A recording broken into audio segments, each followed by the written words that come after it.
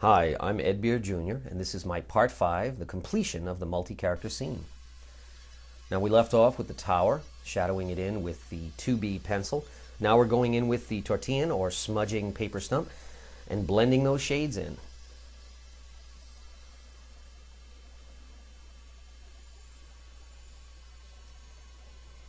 And now we're going to be doing the same thing for the crystals at the top of the tower. Kind of just like those that were right under the talons of the martial eagle in our last segment. And now we're going to be working on the tower itself. And the tower consists of support beams, which are kind of metallic in look. Also in between would be shingle-like designs, in which I want to give the effect of being kind of three-dimensionality, overlapping each other.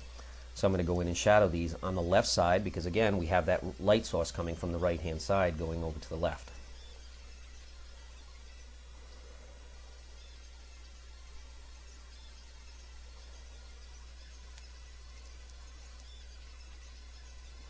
Now if you notice, as I shade each of the left pieces of these shingles, I'm also kind of going over the center line a little bit and also redefining that crevice in between each one, as well as the shadow that would be caused or created by the overlapping. And now again, we're going in where each of those structures are that support the beams, redefining those lines again as well.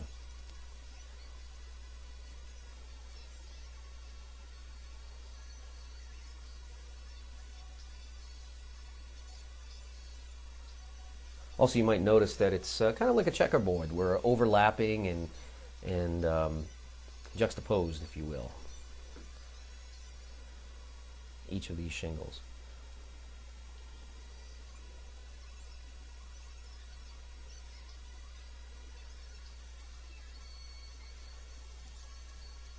I also really take careful to be careful in when I'm shadowing, really redefine that center line to give it that kind of three-dimensional tent look, if you will. It kind of emerges upward, so they're not just a flat type shingle.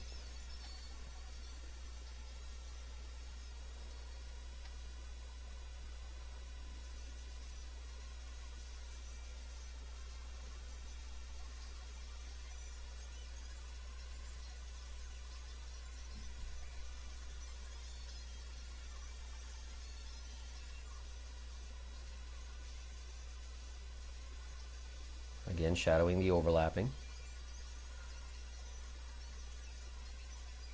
Going in with that final structure, casting a little bit of a shadow in each one, which we're going to be able to go back over with the shading stump. And here we are doing that. Again, the tortillon shading stumps are really great. These paper stumps, you can form the tips of them the way you'd like based on how you wear one versus the other.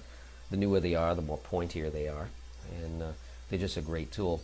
They not only allow you to take the pencil lines and blend it to a smooth gradient tone, but you'll see in a few seconds I'll be going over to the left side of this tower and going in and just pretty much shadowing the entire area a little bit, because after all, the light is going to be less prominent on this side.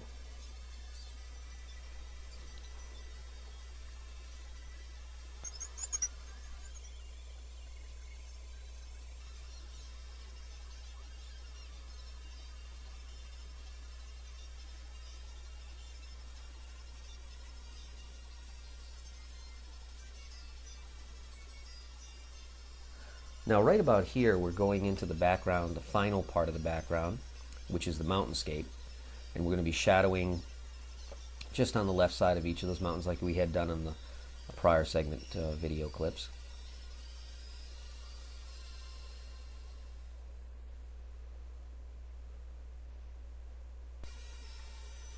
And now we're into the final touch-ups, which incorporates the use of the kneaded eraser, where I can go back in and peek out the highlights, basically erasing out some of the over-smudging from the hand as my hand grazed across the paper throughout the drawing, but also just to peek out those highlights the way you need to, and also just cleaning up any areas that weren't designed or meant to have any smudging or shadowing.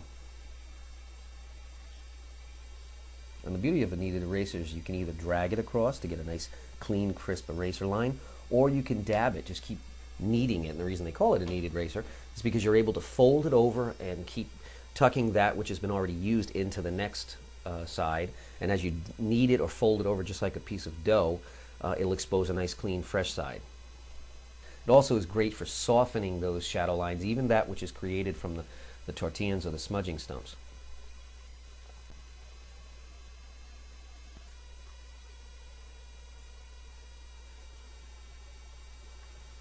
This is more or less the fine-tuning. Sometimes you might even actually overdo it with the kneaded eraser, so you can always go back in with your shading stump and put those subtleties back in. I'm also now using a Sanford eraser. It's just a standard eraser, and that gave me the ability to go in with some sharp lines. When I use my standard eraser, I try to cut it with an X-Acto knife so that it's got a crisp edge, an angular cut, and it helps out a lot. You can also form the kneaded eraser into a pencil-like form, so you can get in, fine detail with that.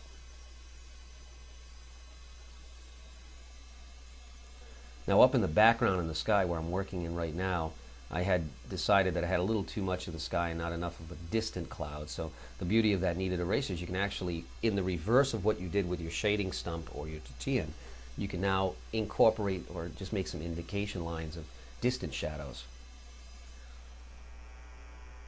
And now we have the final pan around, so you're going to see a little bit of everything that we've done in this 5-video segment piece. The title of this piece is Trumpeting Sentinel. You can get a copy or a limited edition print from my website, www.edbeerjr.com. Hope you've enjoyed this. This has been one of the more lengthy segments because it incorporated so many different techniques.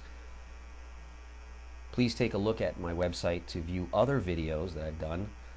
So we're going to be doing even more videos in color in the near future, so continue to check back.